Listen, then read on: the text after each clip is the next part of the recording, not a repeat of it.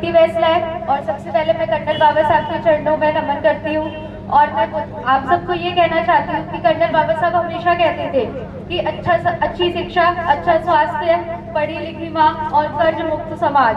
तो पढ़ी लिखी माँ जो शब्द कहते थे, कल की माँ आज की बेटी है। अगर आप आज की बेटी को पढ़ाओगे तभी वो पढ़ी लिखी माँ बनेगी।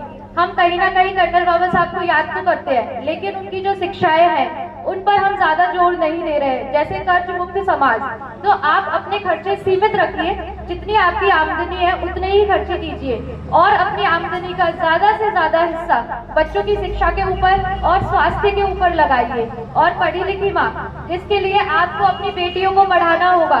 आपकी बेटी ही आगे चलकर पढ़ी लिखी माँ वाला सपना पूरा करेगी। और मैं ये कहना चाहूंगी, आप सब सिर्फ अपने बेटों की शिक्षा पर ही ध्यान ना दें, अपनी बेटियों की शिक्षा पर भी उतना ही ध्यान दें। और गर्ल्स से मैं स्पेशली ये कहना चाहूंगी कि हर चीज बाद में हो सकती है।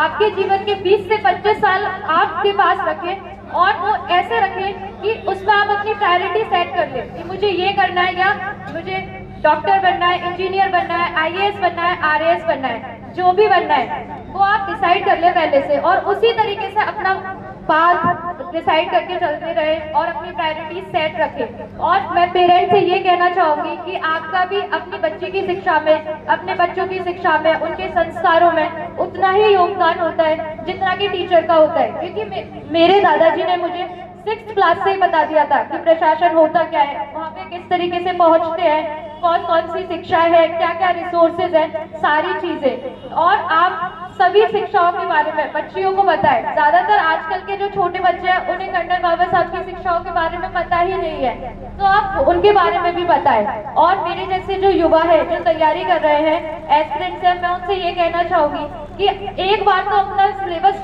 हर कोई पढ़ता है, जो हर कोई बच्चा, चाहे वो 1st क्लास का बच्चा है या 2nd क्लास का बच्चा है या जो भी तैयारी कर रहा है, एक बार तो पढ़ता ही है। आप मल्टीपल रिवीजन कीजिए और कंटिन्यूटी के साथ कीजिए। किसी को दिखाने के लिए मत पढ़िए, आप अपने सपनों को अचीव करने के लिए पढ़िए। इसलिए पढ़िए क्योंकि आपको उस जगह पे पहुंचना है। और कर्नल बाबा साहब कहते थे कि हिम्मत, मेहनत और नियत, इन तीनों चीजों को साथ में रखते हुए युवाओं को तैयारी करनी चाहिए। हिम्मत कीजिए अपने गोल को अचीव करने के लिए और लगातार मेहनत करते रहिए कछुए की तरह, और अपनी नियत साफ रखिए और अपने जो आपके संस्कार है, मूल्य हैं, उनको भी अच्छे से रखिए। और सरस्वती माँ की वंदना करते हुए अपने गोल की तरफ बढ़िए। और मैं यही कहना चाहूंगी, आप ज्यादा से ज्यादा अपनी पढ़ाई पर ध्यान दें, बाकी सारी चीजें बाद में हो सकती है।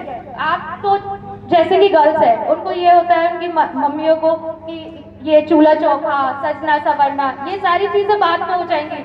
हर चीज के लिए आप कोई ना कोई हायर कर सकते हो। खाना बनाने के लिए आप कुक हायर कर सकते हो, झाड़ू पोछा लगाने के लिए भी आप कोई ना कोई हायर कर सकते हो। लेकिन पढ़ाई एक ऐसी चीज है जो सिर्फ आप कर सकते हो, और वो आपको समाज में एक स्टेटस दिलाएगी, एक रिस्पेक्ट दिलाएगी और आपकी खुद की एक पहचान दिलाएगी। तो इसलिए पढ़ाई को अपना हथियार बनाएं। धन्यवाद।